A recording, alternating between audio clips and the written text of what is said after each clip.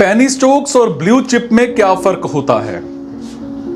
Penny stocks share market में लो market cap वाली company के थ्रू जारी किए जाते हैं और इसके साथ ही छोटे और ज्यादा रिस्क लेने वाले इन्वेस्टर इस तरह के स्टॉक को ज्यादा प्रेफर करते हैं। कभी कम रिटर्न एंड कभी ज्यादा, कभी कम रिटर्न कभी ज्यादा रिटर्न के साथ इस तरह के इन्वेस्टमेंट में नुकसान भी झेलना पड़ता है।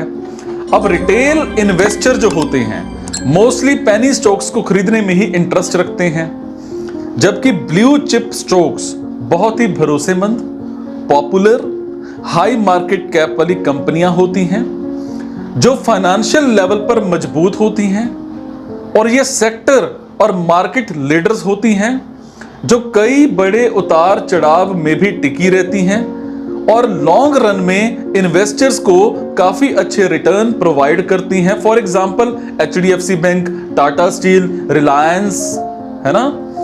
अब बात करूंगा क्या पेनी स्टॉक में इन्वेस्ट करना चाहिए।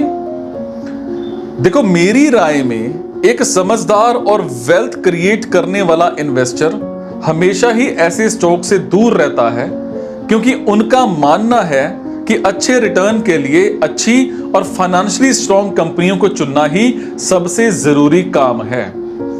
लेकिन फिर भी ऐसी कई कंपनियां होती हैं जिनकी फ्यूचर ग्रोथ पॉसिबिलिटी हाई रहती है, लेकिन उनकी शेयर का प्राइस एक्चुअल प्राइस से कम चल रहा होता है। अब ऐसे में उन पेनी स्टॉक में किया गया इन्वेस्टमेंट काफी फायदे का सौदा माना जा सकता है। लेकिन अब सवाल आता है कि उन पेनी स्टॉक्स को कैसे सिलेक्ट किया जाए। नंबर 1, शेयर की कीमत और वैल्यूएशन। वैल्यूएशन को जानने के लिए एक एग्जांपल को समझें। जैसे कंपनी ए है, उसका टोटल आउटस्टैंडिंग शेयर है 10,000, पर शेयर प्राइस हो गया 10 रुपए, तो मार्केट कैप क्या है उसकी? 10 multiplied by 10,000 is equal to 1 lakh rupees. समझे? अब बात करूंगा कंपनी बी की। एक कंपनी बी है, उसका टोटल आउटस्टैंडिंग शेयर है 1000 और पर शेयर प्राइस है उसका 100 रुपए, तो मार्केट कैप उसकी क्या बनी? 1000 multiplied by 100 is equal to 1 lakh rupees.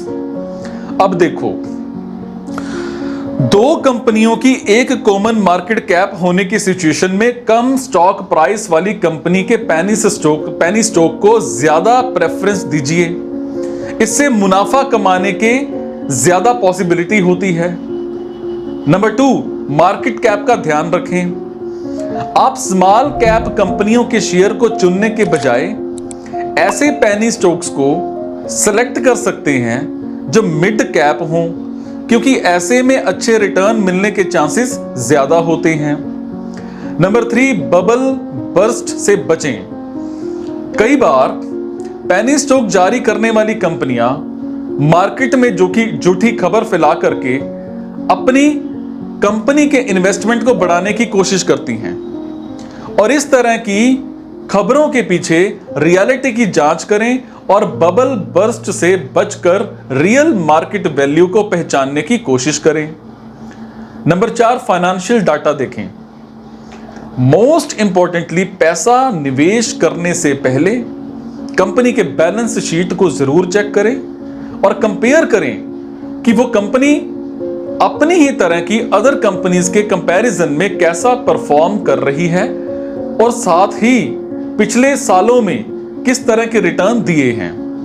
अब बात करूंगा पेनी स्टॉक्स में इन्वेस्टमेंट कैसे करें। फर्स्टली, आपके पास एक डीमैट अकाउंट होना चाहिए जो कि आप इंडिया के टॉप ब्रोकर जेरोधा में खोल सकते हैं।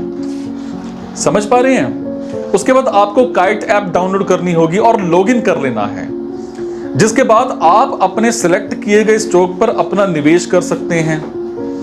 बात करूंगा शेयर खरीदने के लिए, पहले स्टॉक को सर्च करें, फिर उस पर आपने क्लिक करना है और अपनी क्वांटिटी एंटर करके ऑर्डर प्लेस कर लें, जिसके बाद कुछ ही दिनों में आपके अकाउंट में शेयर क्रेडिट कर दिए जाएंगे। सो कंक्लूजन क्या है? इस तरह हमने जाना पेनी स्टॉक्स क्या होते हैं और किस तरह की विशेषताओं के कारण रिटेल इन्वेस्टर्स के थ्रू इन्हें ज्यादा प्रायोरिटी दी जाती है। आशा है कि इस इंफॉर्मेशन से आपको पेनी स्टॉक्स और इन स्टॉक्स को आउटस्टैंड करने वाली कंपनियों को समझने में हेल्प मिली होगी। समझ पा रहे हैं मेरी बात को?